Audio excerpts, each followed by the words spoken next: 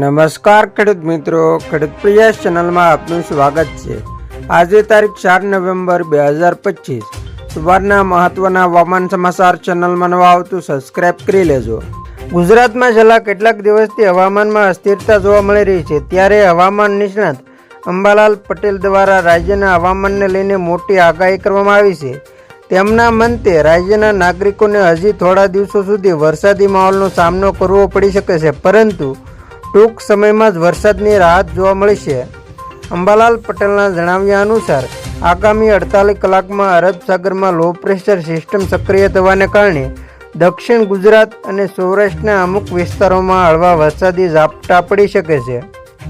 રાજ્યના મુખ્ય શહેરોની વાત કરીએ તો અમદાવાદ અને ગાંધીનગરમાં પણ આ દિવસો દરમિયાન વાદળછાયું વાતાવરણ રહેવાની સંભાવના વ્યક્ત કરવામાં આવી છે। જોકે લોકોને ટૂંક સમયમાં જ આ વરસાદી માહોલમાંથી મુક્તિ મળશે। હવામાન નિષ્ણાતોના કહેવા મુજબ 10 નવેમ્બર સુધીમાં રાજ્યમાંથી વરસાદનો માહોલ સંપૂર્ણપણે દૂર થઈ જશે। સૌથી મહત્વની વાત એ છે કે 7 નવેમ્બર 2025થી રાજ્યના હવામાનમાં નોંધપાત્ર ફેરફાર જોવા મળશે। આ તારીખથી વાતાવરણમાં ઠંડકનું પ્રમાણ વધશે અને ઠંડા પવનો ફૂંકાવાની શરૂઆત થશે। આ સાથે રાજ્યમાં ધીમે ધીમે શિયાળાની જમાવટ થશે।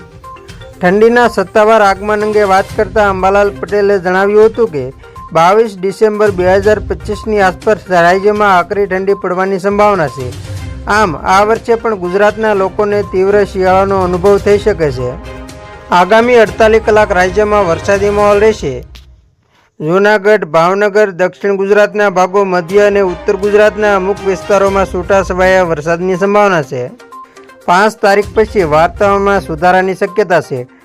4 થી 8 નવેમ્બર દરમિયાન રાજ્યમાં વેસ્ટર્ન ડિસ્ટર્બન્સ સર્જાઈ શકે છે। હવામાન વિભાગના અનુમાન મુજબ અરબી સમુદ્રમાં સર્જાયેલી સિસ્ટમ ગુજરાત તરફ આગળ વધી રહી છે। જો કે આ સિસ્ટમ પહેલાં કરતાં નબળી પડી ગઈ છે, જેના કારણે પવન અને વરસાદનું પ્રમાણ ધીરે ધીરે ઘટવા લાગશે। જો કે હજુ આગામી 24 કલાક આ સિસ્ટમની અસર વર્તાશે, જેના કારણે રાજ્યમાં ભારે વરસાદની આગાહી છે। ગુજરાતના દરિયાકાંઠાના જિલ્લાઓ અમરેલી, ભાવનગર, ગીર સોમનાથ, પોરબંદર અને બોટાદમાં ભારે વરસાદની શક્યતાને જોતા યલો એલર્ટ આપવામાં આવ્યું છે। આ સાથે ગુજરાતના અન્ય ભાગોમાં જોઈએ તો અમદાવાદ, આણંદ, ભરૂચ અને સુરતમાં પણ ભારે વરસાદની શક્યતાને પગલે યલો એલર્ટ જારી કરવામાં આવ્યું છે। આગામી 2 દિવસ દરમિયાન કેટલાક ભાગોમાં ભારે પવન અને ગાજવી સાથે વરસાદ પડી શકે છે। જો કે અત્યાર સુધી પડ્યો તેના જેટલી વરસાદની તીવ્રતા નહીં હોય। આગામી 3 થી 4 દિવસ બાદ વરસાદની તીવ્રતા ઘટી જશે। હજુ ગુજરાતના તમામ બંદરો પર ભયસૂચક સિગ્નલ યથાવત રાખવામાં આવ્યું છે। આ સાથે જ માછીમારોને આગામી 2 દિવસ સુધી દરિયો ન ખેડવાની સૂચના આપવામાં આવી છે, જ્યારે 5 નવેમ્બરથી ગુજરાતમાં વરસાદની શક્યતા નહીવત છે। તો ખેડૂત મિત્રો, આ હતા સવારના મહત્વના હવામાન સમાચાર।